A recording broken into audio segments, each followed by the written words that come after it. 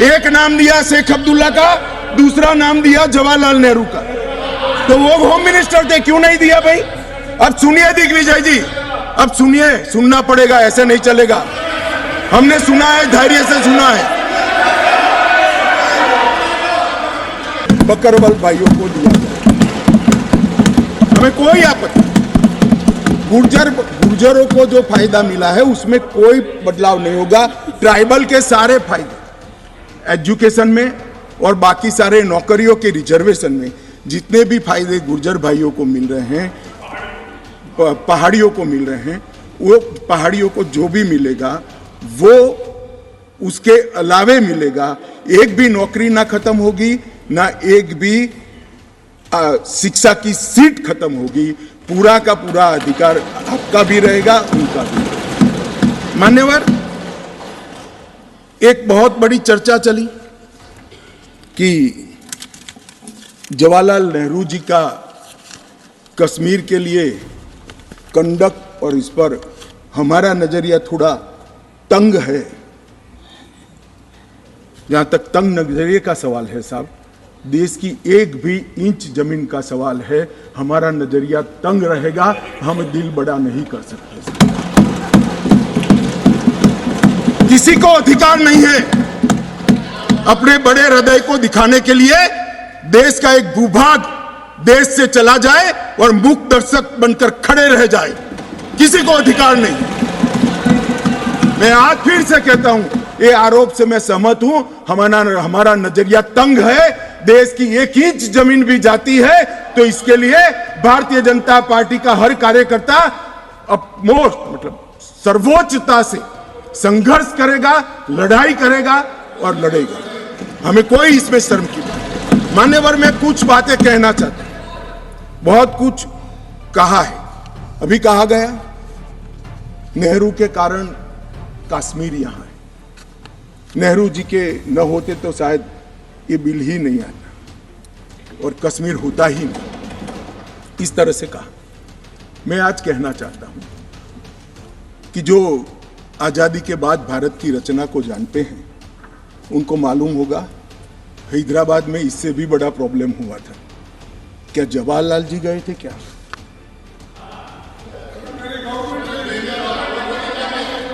तो यहां गवर्नमेंट नहीं, यहां नेहरू। क्या कर रहे हो खड़गे जी? अभी भी वापस आओ।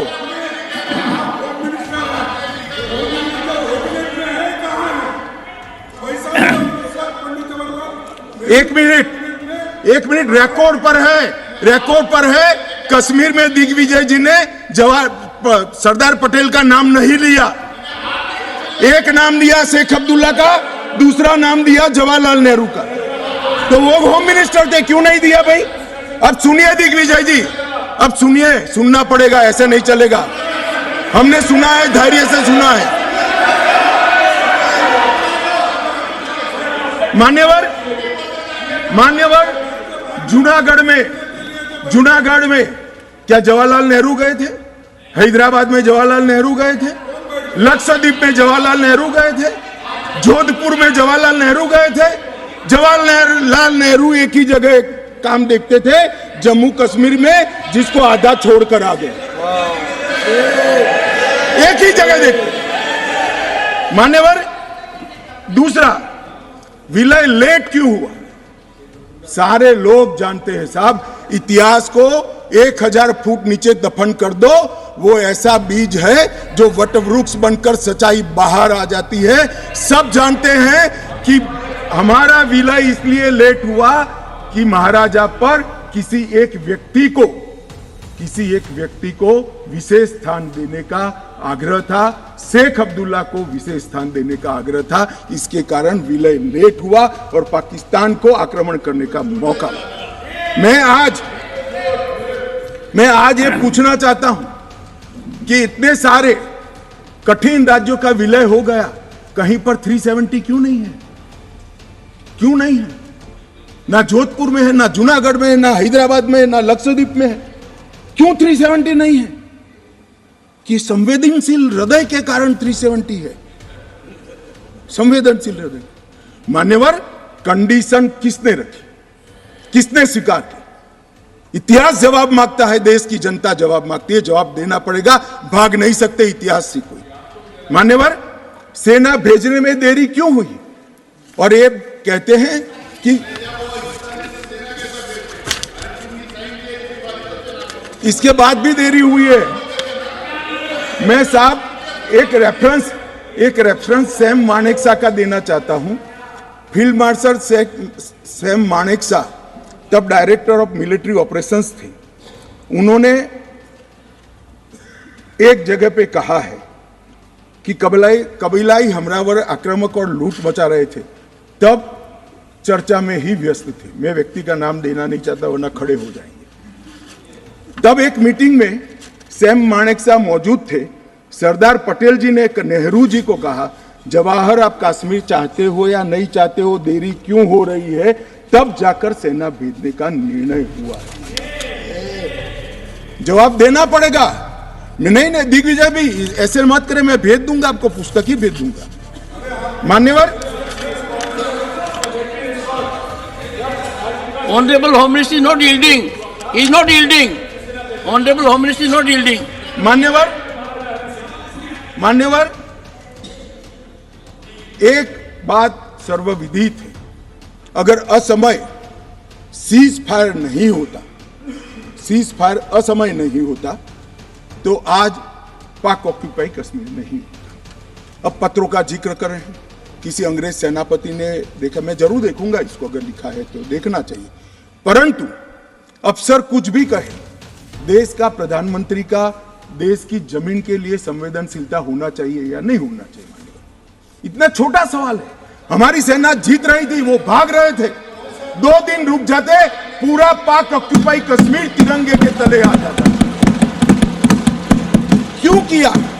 दूसरा, क्यों मामले को यूएन में ले जाया गया? अब ये सारी चीजों को आप कहते हैं कि रेफरेंस लाइए। मान्यवर, मुझे मालूम था दिग्विजय सिंह, हाँ करता हूं, बैठिए, मुझे मालूम था साहब ये खड़े हो जाएंगे, इसलिए मैं लेकर आया। मैं एक कोट अनकोट पढ़ता हूं। यूनाइटेड नेशन के अनुभव के बाद मैं इस निष्कर्ष पर पहुंचा हूं कि वहां से कुछ संतोषजनक नतीजों की उम्मीद नहीं की जा सकती। मुझे सीज फायर करना अच्छा फैसला लगा, लेकिन इस मसले को ठीक से हम नहीं निपट पाए, नहीं परख पाए। हम सीज फायर पर और विचार करके बाद में निर्णय करना चाहिए था। हालांकि ये सब भूतकाल की गलतियां हैं। ये जो कोट है किसी और का नहीं है, जवाहरलाल नेहरू का है। अब उनको तो मानोगे या नहीं मानोगे कि उन्होंने गलती की है, स्वीकार करी है। और साहब एक मिनट, सोर्स भी बता देता हूं, Nehru memorial museum and library, Jawaharlal Nehru connection, JNSG 143 part 1। और उस वक्त जब अरे भाई, स्वयं नेहरू कह रहे हैं मेरी गलती थी, क्यों इतना पकड़ कर रखा है पूंछ? मान्यवर, और चलो संयुक्त राष्ट्र में जाना भी था, तो अनुच्छेद 51 में क्यों ले गए, जहां भारत के अधिकार सीमित होते थे? अनुच्छेद 35 में जाते तो भी हमें कोई दिक्कत नहीं होती। ये भी एक बहुत बड़ा गलत फैसला था। और मैं बताता हूं मान्यवर, एक कहते हैं कि धारा 370 निरस्त कर दी। अगर कल को ये 40 साल के बाद, जोर से बोले मनोज झा जी, 40 साल के बाद, क्योंकि ये मानते हैं कि 40 साल के बाद मैं नहीं हूंगा, मैं तो 60 का हो गया, मेरा आयु 40 साल का हो ही नहीं सकता। वो कहते हैं 40 साल के बाद इतिहास पूछेगा तो कौन रिस्पॉन्ड? मैं बताता हूं, 2 सदी तक अगर धारा 370 का फैसला गलत है तो मेरी सरकार का है, मेरा फैसला। प्रधानमंत्री नरेंद्र मोदी जी ने फैसला लिया है। ना मोदी जी इस फैसले से भाग सकते हैं, ना हमारी कैबिनेट भाग सकते हैं, और ना हमारा पार्टी भाग सकता है। रिस्पॉन्सिबिलिटी ऑन करनी पड़ती है।